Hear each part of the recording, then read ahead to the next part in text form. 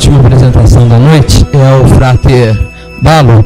Eu vou pedir para a senhora Cíntia fazer a apresentação.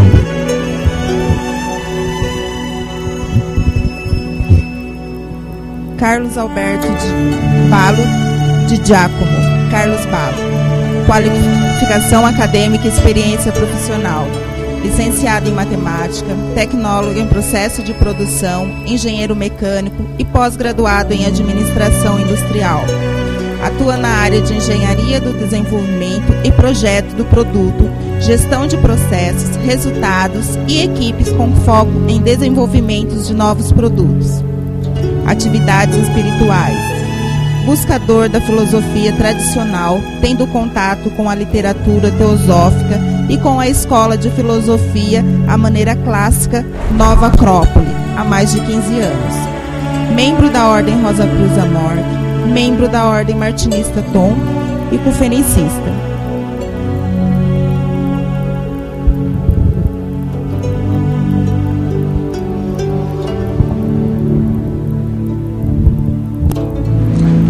Boa noite a todos, boa noite especial aqui para o capítulo que está recebendo a gente, dando essa oportunidade para os nossos irmãos que estão além das fronteiras do Brasil.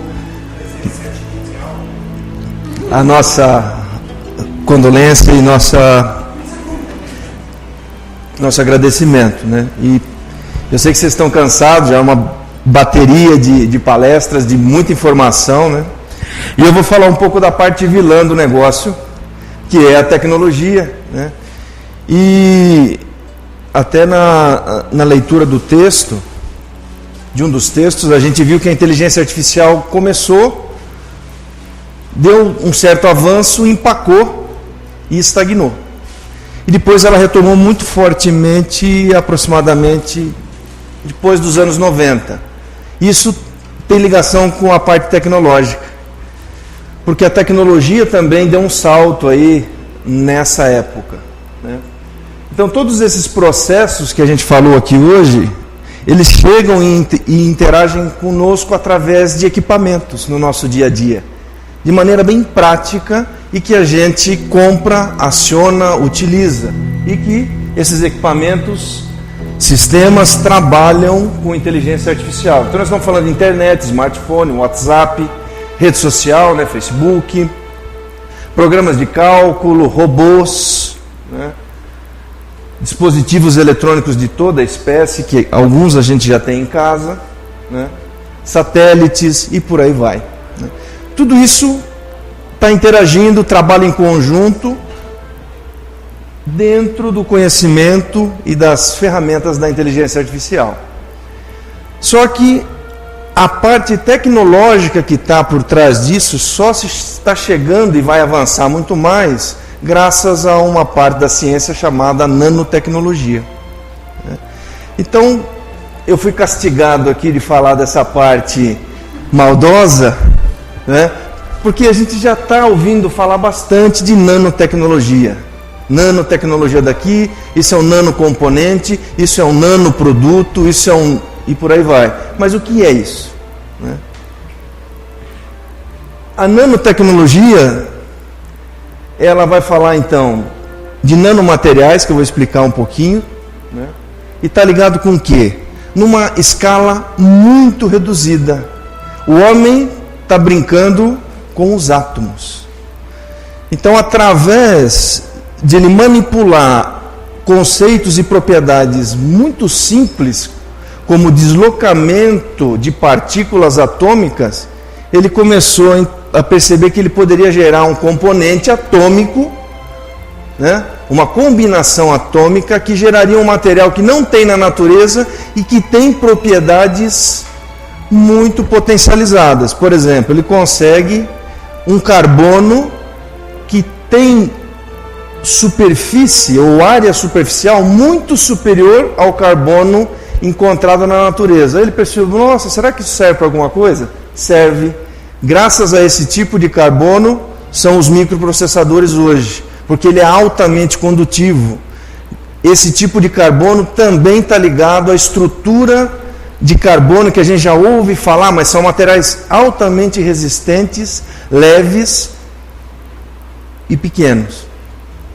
Então a nanotecnologia é isso, é a produção de materiais a nível atômico.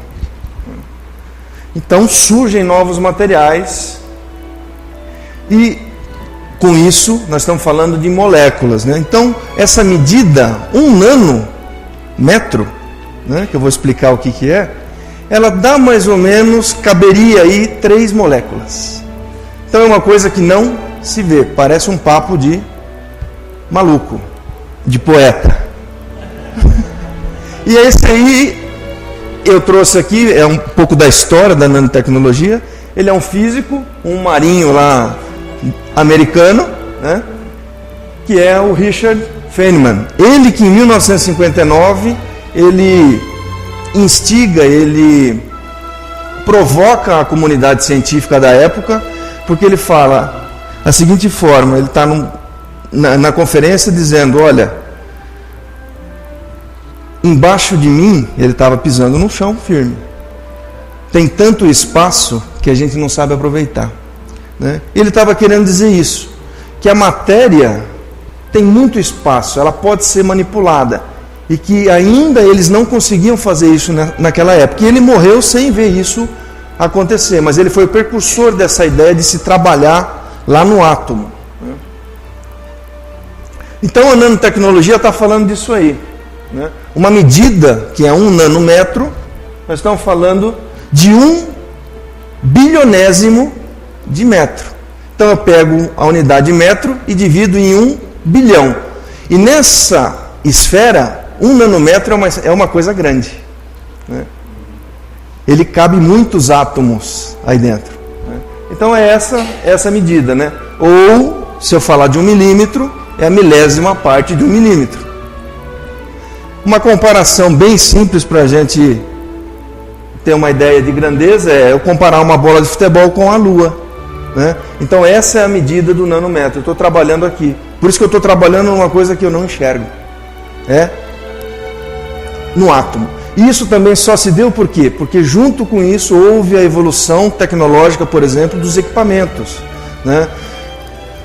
Até a década de 60 não se tinha tecnologia microscópio para trabalhar nesse nível. A partir daí começa a ter microscópios que vão misturar eletromagnetismo, né, para gerar essa imagem desse universo que o homem não enxergava, né, com tanta conhecimento.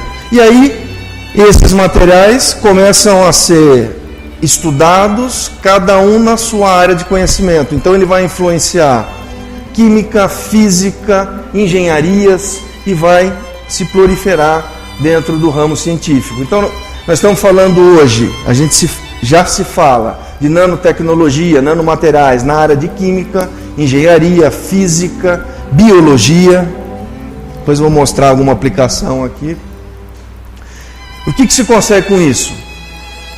Características de resistência maior, leveza, superfície, condutibilidade térmica, elétrica, né, volumes e etc. Então são materiais que a natureza, com seus bilhões de anos de evolução, não tem essas características que o homem agora começa a manipular.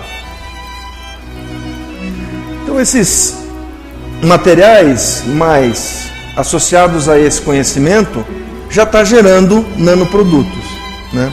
E alguns países não tão organizados quanto o nosso, por exemplo, Japão, Estados Unidos, França, né? Eles investem na ordem de, já passa de 30 bilhões de dólares por ano em pesquisa nessa área de conhecimento, né? E o que se busca? Se busca o desenvolvimento de produtos. Por isso, mas o que tem a ver isso com inteligência artificial? A inteligência artificial só navega graças a essas tecnologias, cada vez mais possantes. E dentro do computador, da capacidade de analisar dados e trafegar dados, é muito aplicado, né? Se falava na década de 70, esse fabricante de processador, que um transistor ou um processador com alguns milhares de transistores, né, ele tinha 10.000 nanômetros. Ou seja, era uma coisa muito grande relacionado a essa área do conhecimento.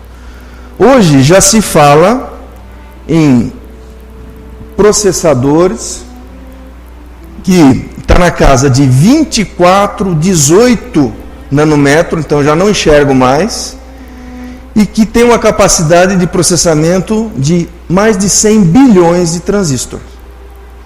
Então é um negócio inimaginável, né? E começa a dar isso daqui, né? Um processador de alta capacidade, menor que a cabeça de um fósforo,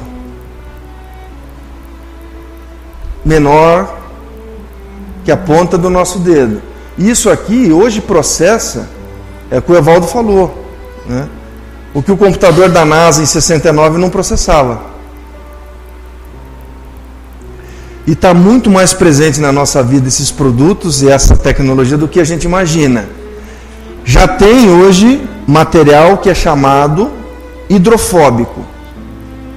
O que é o material hidrofóbico? Ele recebe alguns materiais ou componentes nanotecnológicos na fibra do algodão, né? E esse componente ele veda toda a fibra do algodão, só que ele é nano, então ele não muda nem a cor da fibra. O que acontece? A fibra não absorve água, né? Então a água bate, por isso que é chamado hidrofóbico, ele expulsa a água, né? Aqui é uma imagem da empresa americana que ela vende um spray que você aplica no produto, ele fica absorve.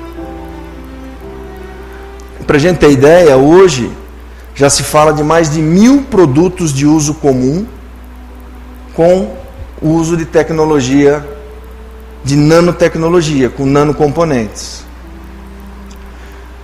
Já existe tela flexível de display. Isso é uma tela de display, a espessura dela não passa de 1 milímetro.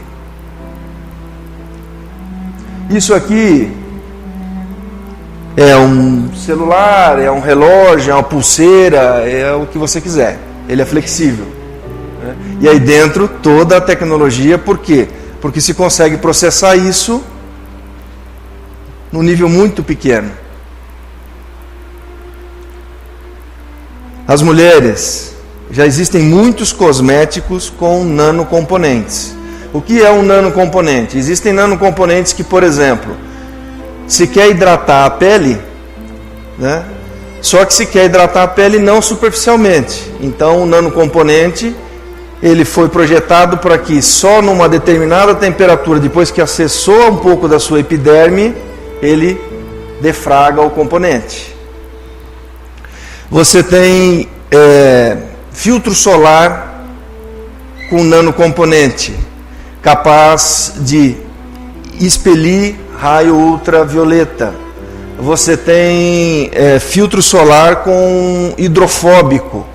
Por quê? Porque os componentes do filtro solar e a umidade não são bons. Faz pouco tempo que a gente entra na piscina agora, né? Os mais velhinhos aí sabem que não adiantava entrar na piscina com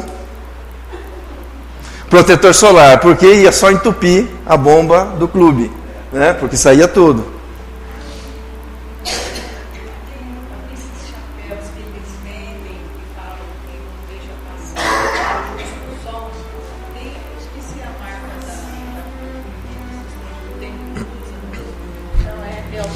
É tratado com um elemento, por exemplo, a filtrar o ultravioleta. Pode ser. Não sei se é específico esse material, mas já tem.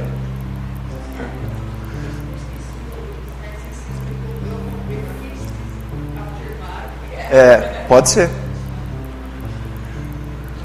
Creme dental também tem nanocomponente, né? E os remédios? Muito remédio já com nanocomponente. Até aí a gente está pensando o lado positivo, vai trazer mais benefício, vai ter função específica, vai ser mais eficiente. A gente não está vendo problema, né? Mas tem uma vírgula aí, né? Aplicação militar já é muito utilizado. Isso aqui, por exemplo, é um equipamento que voa, né? E é um equipamento que rastreia, gera imagem à distância. Cabe na palma da mão do cidadão. Esse aqui é outro.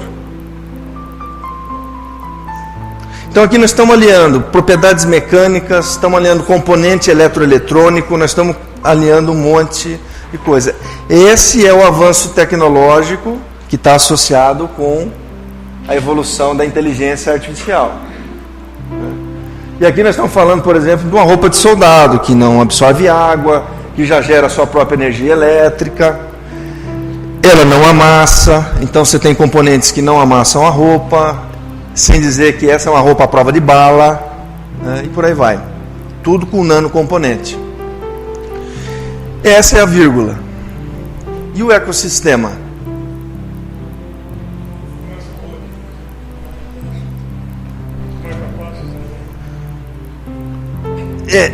Não teria mais o marca-passo. Hoje já tem condição de componentes que navegam dentro da veia, por exemplo, e geram a imagem de todo o corpo.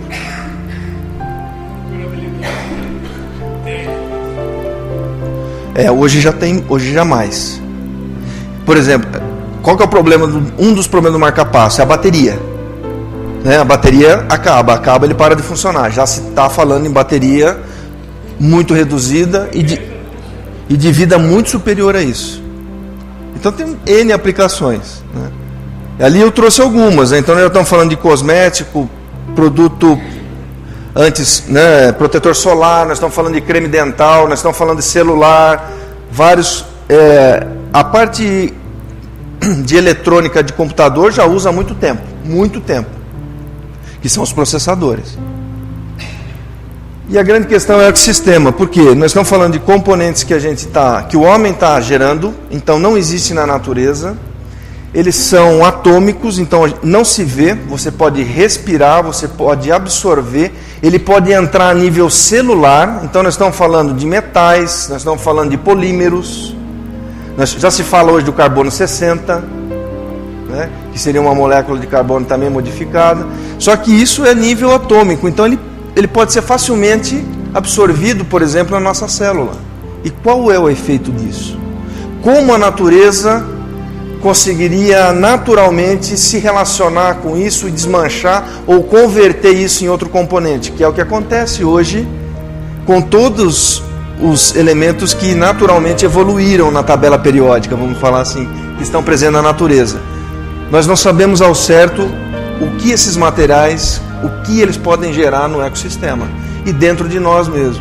Hoje já tem pesquisa nos Estados Unidos que já está começando a detectar nanocomponente.